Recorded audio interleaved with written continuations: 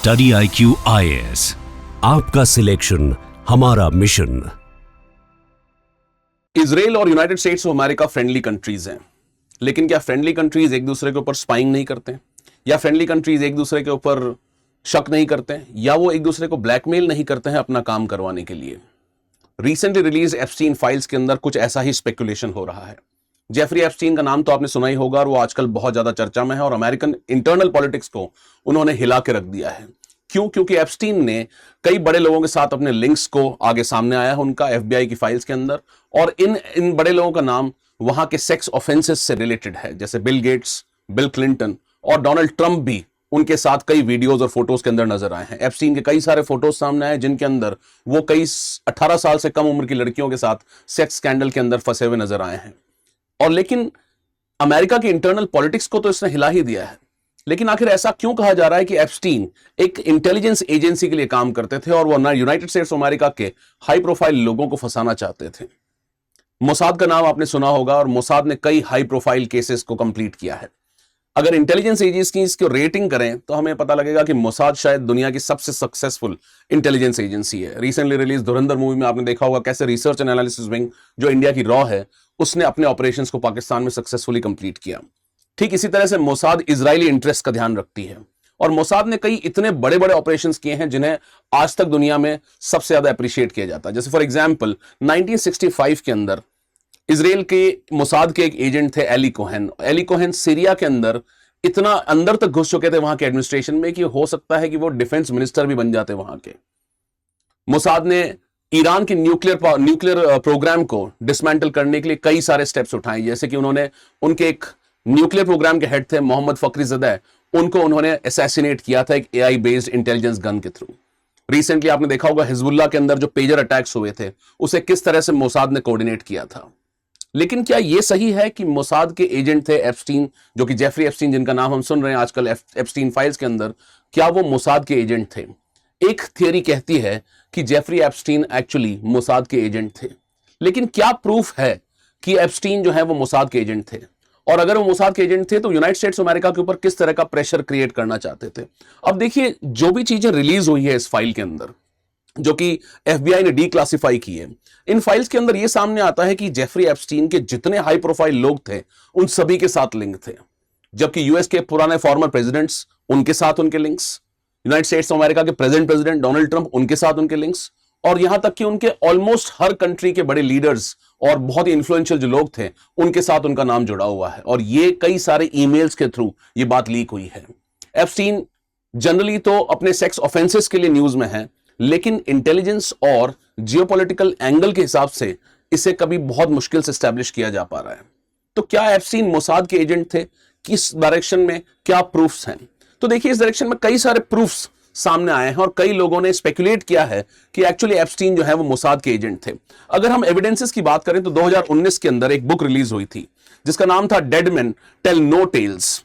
इसके अंदर यह कहा गया था कि एक इजरायली ऑपरेटिव थे जिनका नाम था एरी बेन मिनाशे, और इन्होंने कहा है कि एप्स्टीन और गिस्लेन मैक्सवेल, जो कि उनके एसोसिएट हैं, वो कहीं ना कहीं 1980 से ही इजरायली इंटेलिजेंस एजेंसी के लिए काम कर रहे थे। यानी कि एक एविडेंस ये बताता है, या ये थ्योरी ये बताती है, ये किताब ये बताती है 2019 में जो रिलीज हुई थी कि dead man tell no tales, इसके अंदर ये स्पेकुलेट किया गया है कि कहीं ना कहीं 1980s ऑनवर्ड्स ही इजराइल ने अपने एजेंट मोसाद ने अपने एजेंट जेफरी एप्स्टीन को और गिस्लेन मैक्सवेल को अमेरिका के ऊपर स्पाइंग के लिए इंप्लांट कर दिया था। तो देखिए आप इंटेलिजेंस ऑपरेशंस कितने लंबे होते हैं। 1980s में उन्होंने इंप्लांट किया था और ऑलमोस्ट 2008 में पहली बार जेफरी एप्स्टीन अरेस्ट हुए थे।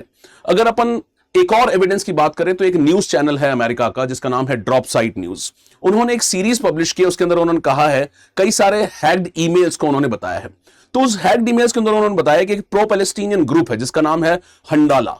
इस हंडाला ने यह बताया है कि जेफरी एप्स्टीन एक्चुअली एक फिक्सर थे जिनका टाई था यूनाइटेड स्टेट्स अमेरिका और इजराइल दोनों के साथ में, और यहां तक कि उनका रशियन इंटेलिजेंस कम्युनिटीज के साथ भी एक कनेक्शन था। यानी कि ड्रॉप साइड न्यूज ने यह बताया है कि वो फॉर्मल एजेंट तो नहीं थे इजराइल के, लेकिन कहीं ना कहीं वो एक मैच फिक्सर की तरह काम करते थे, जो कि आपस में एक लाइजन ऑफिसर की तरह आप देख सकते हैं इनको, कि एक लाइजन इंडिविजुअल थे जो कि हर कंट्री के इन्फ्लुएंशियल लोगों को साथ लेके आते थे और उन्हें आपस में कोऑर्डिनेट करवाते थे। अब देखिए, थर्ड अगर स्पेकुलेशन की बात करें तो कई सारे ऐसे इन्फ्लुएंसर्स हैं जिन्होंने भी इस बारे में स्पेकुलेट किया। जैसे फॉर एग्जांपल जो फेमस इन्फ्लुएंसर्स है टकर कार्लसन और मेगन केली, इन्होंने कहा है कि एप्स्टीन का मोसाद के साथ लिंक था। इन्होंने कहा कि कैसे हम इस बात को मान लें कि एप्स्टीन जो इतने इन्फ्लुएंशियल आदमी थे, जो इतने वेल्दी बन गए, जो कि एक हम्बल मैथमेटिक्स के टीचर थे पहले, वहां से उन्होंने इतने बिलियंस ऑफ डॉलर्स की वेल्थ बनाई, एक प्राइवेट आइलैंड तक खरीद लिया, कैसे इस बात में बिलीव कर लिया जाए कि उन्हें इंटेलिजेंस एजेंसीज फंड नहीं कर रही थी। और इसी बेसिस पे स्पेकुलेट करते हैं कि ये कहीं ना कहीं मोसाद के एजेंट थे। लेकिन जो सबसे बड़ा एविडेंस जो सामने आया है वो अमेरिका की एजेंसी एफबीआई ने सामने लाया है। एफबीआई ने कहा है कि अमेरिका की जेफरी एप्स्टीन का link Israeli former prime minister जिनका नाम है एहुद बराक, उनके साथ उनके बहुत तगड़े लिंक्स थे। एप्स्टीन 2008 में अरेस्ट हुए थे। 2008 में अरेस्ट होने के बाद वो 1.5 साल बाद लगभग रिलीज हो गए थे वापस से, क्योंकि एक डील हुई थी जिसके अंदर उन्हें सिर्फ 18 मंथ्स की ही जेल देनी थी। उस जेल के बाद जब वे रिलीज हुए तो लगभग 2013 से लगाकर 2017 के बीच में कम से कम एहुद बराक जो कि फॉर्मर प्राइम मिनिस्टर हैं इजराइल के, उन्होंने एप्स्टीन को लगभग 30 बार विजिट किया। इन 30 बार विजिट्स के अंदर जब एप्स्टीन के मकान में उन्होंने विजिट किया तो इससे कहीं ना कहीं ये लिंक एस्टैब्लिश होता है कि उनका कहीं ना कहीं लॉन्ग टर्म इंटरेस्ट था। यहां तक कि एक ईमेल भी रिलीज किया गया है 2018 में। उस 2018 के ईमेल में लिखा हुआ है, you must make it clear that I did not work for Mossad, और उन्होंने लास्ट में एक हंसने वाला स्माइली लगाया है, कॉलन और आधा ब्रैकेट लगाकर। इस स्माइली और इस मैसेज के अंदर ये क्लियर होता है कि एक तरह का इंस्ट्रक्शन था टू द वर्ल्ड लीडर्स। इसके अंदर आयरॉनिक स्माइली फेस था और कहा जाता है कि ये एक तरह से इंटरनल कम्युनिकेशन होता है इंटेलिजेंस एजेंसीज का, जिसके अंदर उन्होंने एक तरह का जोक मारा है। जब ये बात एस्टैब्लिश होती है कि उनकी विजिट्स थी, यानी कि एक सर्कमस्टेंशियल एविडेंस बनता है कि उन्होंने कई बार एप्स्टीन को विजिट किया, और जब ये ईमेल कॉन्वर्सेशन भी बताता है ताकि वो अपने आप को डीलिंग कर सके मोसाद के साथ में, तो कहीं ना कहीं एक लिंक बन के सामने आता है। और कहा गया है कि इस तरह की हरकतें कई सारी इंटेलिजेंस एजेंसीज करती है, जो कि एक तरह से हनी ट्रैप करने की कोशिश करती है इन्फ्लुएंशियल लोगों को। एक बार हनी ट्रैप करती है, फिर वो उन्हें ब्लैकमेल करने की कोशिश करते हैं ताकि वे अपना काम निकलवा सकें। लेकिन 2020 की फाइल्स रिलीज हुई हैं और एफबीआई ने एक मेमो रिलीज किया है जिसमें उन्होंने कहा है, a confidential human source has claimed Epstein was a trained spy and he was a trained spy of the former prime minister Ehud Barak, and he was a co-opted Mossad agent. This means what? This means that the FBI is claiming that there is circumstantial evidence. They are not naming the individual, but they are claiming it confidently that he had some links with the Mossad. अगर अपन अब इस बात को देखें कि जब इन evidences के basis पे कहीं ना कहीं थियोरी बनती है, पहली 2019 की जो बुक है, उसके बाद में एहुद बराक के उनके साथ ईमेल्स हैं, उनकी विजिट्स हैं, और यहां तक कि एफबीआई का जो मेमो है जिसके अंदर एक इन्फॉर्मेंट ने ये बात बताई है कि उनके लिंक्स जो हैं Israeli former president Ehud Barak के साथ थे। तो आखिर एप्स्टीन ऐसा क्या चाहते थे, अमेरिका से क्या करवाना चाहते थे? अब इसके बारे में हालांकि बहुत ज्यादा क्लैरिटी है नहीं, इसके ऊपर बहुत सारा कंफ्यूजन है, बहुत सारे स्पेकुलेशंस हैं। लेकिन कहीं ना कहीं कहा जा रहा है कि इजराइल अपने एजेंट एप्स्टीन के थ्रू अमेरिका के ऊपर प्रेशर क्रिएट करना चाह रहे थे। और अगर आपको याद हो तो बैरक ओबामा जब पावर में थे तो बैरक ओबामा ने ईरान के साथ में एक डील की थी। अब ईरान आप जानते हैं कैसे इजराइल का एडवर्सरी है मिडिल ईस्ट के अंदर। तो इस डील के अंदर आपने देखा होगा कि US along with the P5 countries plus Germany, इन लोगों ने मिलकर ईरान के साथ में अपने टाइज नॉर्मलाइज किए थे ईरान न्यूक्लियर डील के थ्रू।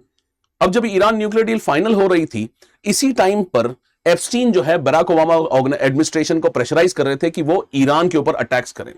और अगर आपको याद हो, जैसे ही डोनाल्ड ट्रंप पावर में आए 2018 में, उन्होंने पावर में आते ही सबसे पहला काम यह किया कि ईरान न्यूक्लियर डील को खत्म कर दिया। यानी कि उन्होंने ईरान के ऊपर मैक्सिमम प्रेशर पॉलिसी को स्टार्ट किया। कहीं ना कहीं कहा जाता है कि इस जियोपॉलिटिकल इवेंट के अंदर जेफरी एप्स्टीन का एक इंपॉर्टेंट रोल था। दूसरी तरफ जेफरी एप्स्टीन यूएस, रशिया और इजराइल, इनके बीच इस ट्रायंगुलर रिलेशनशिप के बीच में भी कहीं ना कहीं एक लाइजनिंग का काम कर रहे थे। जैसे आपको याद होगा, सीरिया के अंदर बशर अल असाद की रजीम थी। बशर अल असाद की रजीम को हटाने के अंदर यूनाइटेड स्टेट्स अमेरिका का बहुत बड़ा हाथ था। लेकिन एप्स्टीन ये चाहते थे कि वो रशिया के साथ एक डील करें। उस डील के अंदर वो चाहते थे कि असाद गवर्नमेंट को वहां से रिमूव कर दिया जाए, लेकिन जो उसके बाद गवर्नमेंट बने उसके अंदर कहीं ना कहीं रशिया को थोड़ी सी इंफ्लुएंस मिल जाए, ताकि रशिया का काम भी हो जाए और असाद रजीम जो कि कहीं ना कहीं इजराइल के अगेंस्ट थी उसे भी वो रिमूव कर ले। यानी कि ये जो स्पेकुलेशन जहां मीडिया ने डाइवर्ट कर रखा है एप्स्टीन केस को, सिर्फ उनके सेक्स ऑफेंसेस के लिए, जो कि अपने आप में बहुत बड़े हैं, जो कि अमेरिका के इंटरनल पॉलिटिक्स को हमेशा इन्फ्लुएंस करते हैं इस तरह के स्कैंडल्स, जैसे कि बिल क्लिंटन का मोनिका लेविंस्की अपनी सेक्रेटरी के साथ में अफेयर, उसने भी अमेरिकन पॉलिटिक्स को हिला के रख दिया था। ठीक इसी ने अमेरिका के इंटरनल पॉलिटिक्स को भी हिला के रख रखा है। लेकिन if Epstein was actually a spy of Mossad, then it is going to be a big revelation, जो कि यह बताता है कि you definitely should not trust your enemies, but you should also not trust even your friendly countries, क्योंकि Israel और America को हम शुरू से दोस्त मानते आए हैं, और अगर स्पाइंग के एविडेंसेस सामने आते हैं तो कहीं ना कहीं ये इंटरनेशनल रिलेशंस में मिसट्रस्ट को और बढ़ा देगा। My name is Mangal Singh, I teach anthropology. I am starting my new batch on 9th of February. Use my code MSC Live to join P2I and Anthropology course. Thank you so much. Study IQ IAS, आपका selection हमारा mission.